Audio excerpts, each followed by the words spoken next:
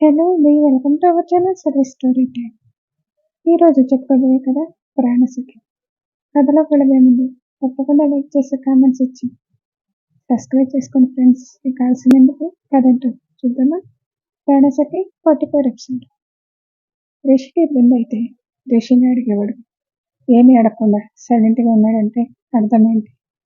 తనకి ఇష్టమనే కదా అన్నారు ఆనంద్. ఏంటి రిషి, ఆ అమ్మాయి నీతో రావటం నీకు ఇష్టమా అని అడిగారు ఆనంద్. జానకమ్మ గారు సౌదామిని అన్నది విని రూమ్లోకి వెళ్ళకుండా ఆ పిల్ల రిషితో ఆఫీస్కి వెళ్ళటం ఏంటి సౌదామిని? అత్తయ్య గారు, తను రిషి దగ్గర బిజినెస్ విషయాలు తెలుసుకోవటానికి వెళ్తానని అడిగిందంట. వాళ్ళు అడగగానే నువ్వు తలాడించావా? రిషి, ఆ అమ్మాయి నీతో ఆఫీస్కి రావటం నీకు ఇష్టం లేదని చెప్పు అన్నారు జానకమ్మ గారు. అందులో తప్పేమి ఆయనమ్మా, బిజినెస్ ఎలా చేయాలో నేర్చుకోవడానికి వస్తానని ఉంటుంది. బిజినెస్ గురించి యుఎస్లో చదువుకునే కదా వచ్చింది, మళ్ళీ ఇక్కడే నేర్చుకోవాలంట. అక్కడ చదువుకొని వచ్చింది అంతే నానమ్మ, ఇప్పుడు వర్క్ నేర్చుకోవాలి కదా, అందుకే వస్తుందేమో. వర్క్ నేర్చుకోవాలంటే వాళ్ళ కంపెనీలు ముందే ఉంటాయి, నీ దగ్గరే నేర్చుకోవాలా? ఇప్పుడు తను మన ఆఫీస్కి వస్తే ఏమైంది నానమ్మ? ఈ ఊర్లో ఇల్లు పెట్టుకొని మన ఇంట్లో ఉండటానికి వస్తున్నారు. పైగా వాళ్ళ అమ్మాయిని నీతో ఆఫీస్కి పంపించాలని అనుకుంటున్నారు. అంటే ఇది మీ మమ్మీ ప్లాన్ కాదు కదా? అత్తయ్య గారు, ఈ మధ్య మీరు నన్ను ప్రతిదానికి అనుమానిస్తున్నారు. మా ఫ్రెండ్ని నా ఇంటికి తెచ్చుకునే అధికారం లేదా? ఇప్పుడు లేదని ఎవరన్నారు సోదాన్ని? రిషితో ఆఫీస్కి అంటేనే కొంచెం ఇబ్బందిగా ఉంది. రిషికి లేని ఇబ్బంది మీకెందుకు నాకు అర్థం కావటం లేదు. అవనికైతే ఇదంతా సోదాన్ని కావాలని చేస్తున్నాను అర్థమే. పర్వాలేదులే అమ్మగారు, రేపటి నుంచి నేను ఆఫీస్కి వెళ్తాను. నువ్వు ఆఫీస్కి వెళ్తాం ఏంటి అని అడిగింది సోదాన్ని. ఈ విషయం మీ అబ్బాయి గారిని అడగండి అత్తయ్య గారు. ఇప్పుడు నువ్వు ఆఫీస్కి ఎందుకు అవని అని అన్నాడు రిషి. అదేమిటి రిషి గారు, ఇప్పటికే చాలా రోజులు లీవ్ పెట్టాను. నాకు ఇంట్లో ఉండి బోర్ కొడుతుంది, అందుకే రేపటి నుంచి నేను మీతో పాటు వస్తాను. నువ్వు ఇప్పుడు ఆఫీస్కి వెళ్ళి ఏం చేయాలంట? ఇంట్లో ఉండు అన్నారు. మీ ఫ్రెండ్ కూతురు వెళ్ళొచ్చు, కానీ నేను వెళ్ళకూడదు అత్తయ్య గారు? కరెక్ట్గా అడిగావు అవని. రేపటి నుంచి అవని కూడా ఆఫీస్కి వెళ్తుంది సోదాన్ని. రిషి, మీతో పాటు రోజు అవనిని ఆఫీస్కి తీసుకువెళ్ళి తీసుకురా అని చెప్పి పదవని వెళ్దాం అని ఇద్దరు వెళ్ళారు. అవని చెప్పింది బాగానే ఉంది రిషి. రోజు ఆ అమ్మాయితో పాటు అవని కూడా ఆఫీస్కి వస్తుంది, అప్పుడు అమ్మ కూడా ఏమీ అనదు. మీరు కూడా అత్తయ్య గారు చెప్పిన ప్రతిదానికి తలాడిస్తారు. ఇది మన ఇల్లు, మన అబ్బాయి, మన ఇష్టం వచ్చిన విధంగా ఉంటాం. మధ్య ఆవిడేంటి? రిషిని చూడటానికి వచ్చారు, చూశారు కదా, ఇక వెళ్లకుండా ఇక్కడే ఉంది మన ప్రాణాలు తీయటం ఎందుకు అని వాళ్ళ ఊరు వెళ్ళొచ్చు కదా అన్నది. సోదామ్ని అంటూ కోపంగా చూసి, తలకాయ ఉండే మాట్లాడుతున్నావా? నేను గమనిస్తూనే ఉన్నాను. అవనిని రిషిని దూరం చేయాలని చూస్తున్నా, ఇప్పుడు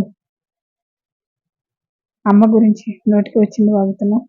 అసలు నువ్వేనా, లేక నీకేమైనా దయ్యం పట్టి అలా పిచ్చివాగుడు వాగుతున్నావా అని కోపంగా అరిచాడు ఆనంద్. మమ్మీ, నువ్వు మాట్లాడేది చాలా తప్పు. ఇది మన ఇల్లు ఏంటి, నాన్నమ్మ వాళ్ళ ఇల్లు కూడా కదా. ఇప్పుడు నువ్వు అన్న మాటలు నాన్నమ్మ వింటే ఎంత బాధపడతారు. ఏంటి రిషి, నేను ఇప్పుడు ఏమంటాను? పెద్దవాళ్ళు అయిన తర్వాత కృష్ణారామ అంటూ ఓ పక్కన కూర్చోవాలి. నా కొడుకు విషయంలో జోక్యం చేసుకుంటే కోపం రాకేమొస్తుంది? అయినా నీ గురించి నాకన్నా మీ నాన్నమ్మకు ఎక్కువ తెలుసా? సౌదామిని, ఊరుకుంటున్నాను కదా అని చాలా ఎక్కువ మాట్లాడుతున్నాను. పెద్దవాళ్ళు, అత్తయ్య అనే గౌరవం నీ మాటల్లో అస్సలు కనిపించడం లేదు. ఈ ఇంట్లో మనకెంత హక్కు ఉంటుందో నన్ను కన్నవాళ్ళగా వాళ్ళకే ఉంటుంది. నీ కొడుకుని అనటం కాదు, వాడికి ఏమిస్తే ఆనందంగా ఉంటాడు ముందు అది తెలుసుకో. ఈ వయసులో వాళ్ళు ఇక్కడికి వచ్చారంటే ఎవరి కోసం? మన రిషి ఆనందం వస్తుంది కదా. రిషి సిరి బాధ నుంచి కోలుకొని ఆనందంగా ఉండాలని అమ్మ ఎంత తాపత్రయపడుతుందో చూస్తూనే ఉన్నావు. అమ్మని ఎలా అలా అనగలుగుతున్నావు సోదామిని? ఇన్ని రోజులు నువ్వు అమ్మ వాళ్ళని అర్థం చేసుకున్నాం అనుకున్నా. ఒక్క 10 రోజులు అమ్మ వాళ్ళు మన దగ్గర ఉండేసరికి కోడలుగా నీ బుద్ధి చూపించావు కదా. ఇప్పుడు నేనేమన్నానని అంత పెద్ద పెద్ద మాటలు అంటున్నారు. నువ్వు అమ్మ వాళ్ళన్న ఆ మాటలు చాలవా? నేనేమి అత్తయ్య గారిని బాధ పెట్టాలని అనలేదు. రిషిని నా నుంచి దూరం చేస్తున్నారని బాధ వేసి అన్నా. నానమ్మ నన్ను దూరం చేయటం ఏంటి మమ్మీ? మీరు అసలు ఏం మాట్లాడుతున్నారు? మీ నాన్న వచ్చిన దగ్గర నుంచి నువ్వు అసలు నాతో మాట్లాడుతున్నావా? నానమ్మ వచ్చినందుకు కాదు మమ్మీ, ఆఫీసులో పని ఉండటం వల్ల మీతో మాట్లాడటం కుదరటం లేదు. నీ పెళ్ళాంతో నవ్వుతూ గంటలు గంటలు మాట్లాడతావు కానీ నాతో మాట్లాడటానికి టైం ఉండదు, అంతే కదా. నేను అవనీతో ఎప్పుడు మాట్లాడాను మమ్మీ? ఈరోజు మీ మమ్మీకి ఏదో అయింది, పడుకొని లేస్తే రేపు ఉదయానికి సెట్ అవుతుంది, నువ్వు వెళ్ళు రిషి అన్నారు ఆనంద్. రిషి వెళ్ళగానే ఆనంద్ సౌదామిని వైపు కోపంగా చూస్తూ, రేపటి నుంచి అమ్మని కానీ అవని కానీ ఏదైనా అన్నామంటే ఊరుకొని గుర్తుపెట్టుకో అని చెప్పి ఆనంద్ లోపలికి వెళ్ళాడు. అమ్మ మీద ఉన్న ప్రేమ కట్టుకున్న పెళ్ళాం మీద లేదు అని సౌదామిని కోపంగా అనుకొని, మీరెన్నన్నా నాకు నచ్చిన అత్తయ్యని కూతురే ఇంటి కోడలవుతుంది. రిషి రూమ్లోకి వెళ్ళి, మమ్మీ నాన్నమ్మ అలా అనటం ఏమీ బాగలేదు, ఎందుకు మమ్మీ అలా మాట్లాడుతుంది?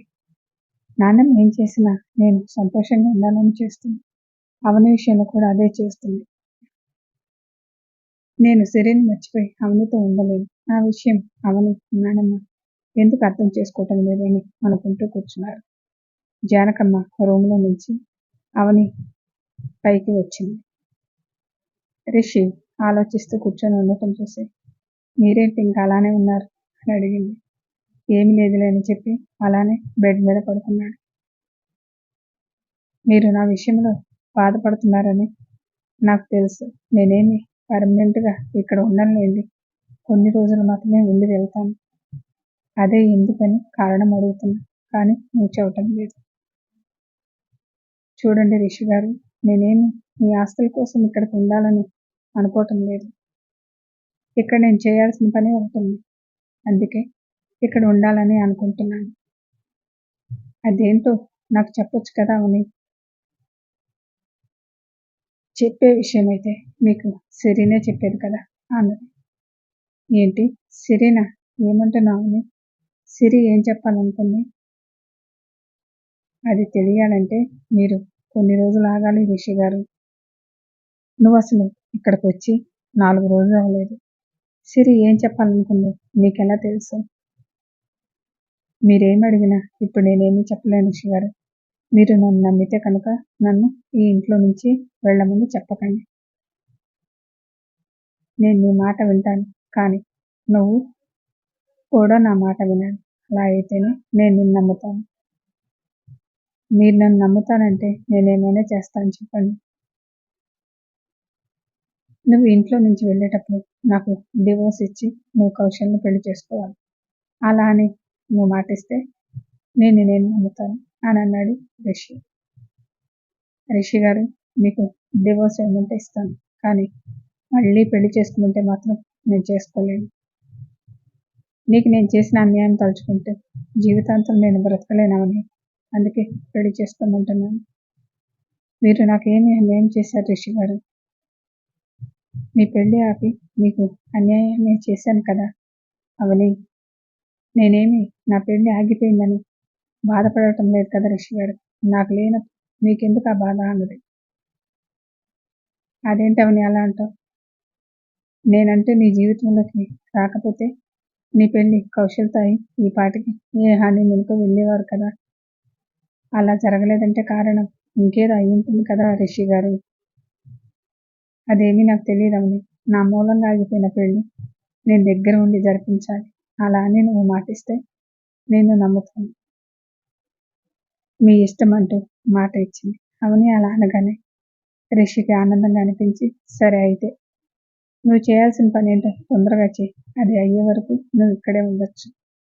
ఇంతకు ఎన్ని రోజులు చెప్పలేదేంటవని అని అడిగాడు రిషి. అవని కళ్ళజోడు పైకి తోసుకుంటూ, ఎంత? ఒక 3-4 నెలలు అంతే అని చెప్పింది. అదేంటి 2-3 రోజులన్నట్లు అలా చెప్పేశావు? మరి నేను అనుకున్న పని కావటానికి కనీసం అంత టైం అయినా పడుతుంది కదా రిషి గారు అని అన్నది. అవును, స్టోరీ కంటిన్యూ. మళ్ళీ నెక్స్ట్ ఎపిసోడ్లో కలుసుకుందాం. Thank you.